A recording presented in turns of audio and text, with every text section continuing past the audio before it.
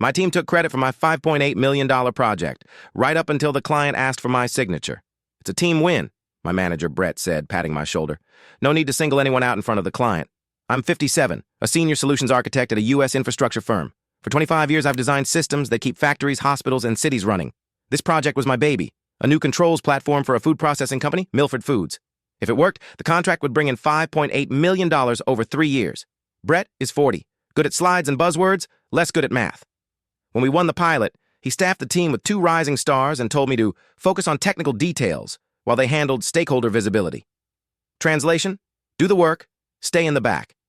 Over 12 months, I wrote the design, coached the juniors through every module, and spent nights on-site fixing issues. Milford's engineering director, Karen, called me directly whenever something broke.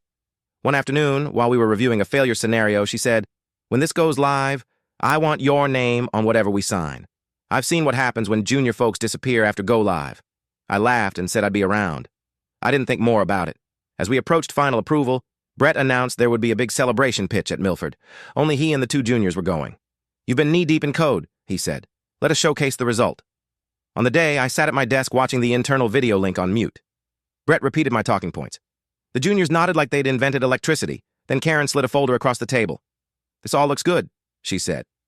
"I'm ready to sign once I see Carla's name on the design certification." Brett blinked. "Carla is part of the team, but leadership signs contracts." Karen shook her head. "No. The spec we agreed months ago names Carla Nguyen, principal architect, as responsible engineer. My board approved because of her track record. No Carla, no go live." He tried to dance around it. "She's very busy. She doesn't need to be involved in every—" "Then I'll wait until she is," Karen said, closing the folder. An hour later, Brett was in my doorway sweating. "Can you come over and add your signature?" he asked. "They're hung up on a formality." "A formality you stripped me out of," I said. "The design is right. The way you handled credit isn't. I'll only sign if my role and compensation match the responsibility you're asking me to take on." HR suddenly discovered a promotion budget. My title changed to principal architect, with a raise and a bonus tied to the $5.8 million contract. At the rescheduled meeting, Brett introduced me as the technical lead. Karen handed me the pen first.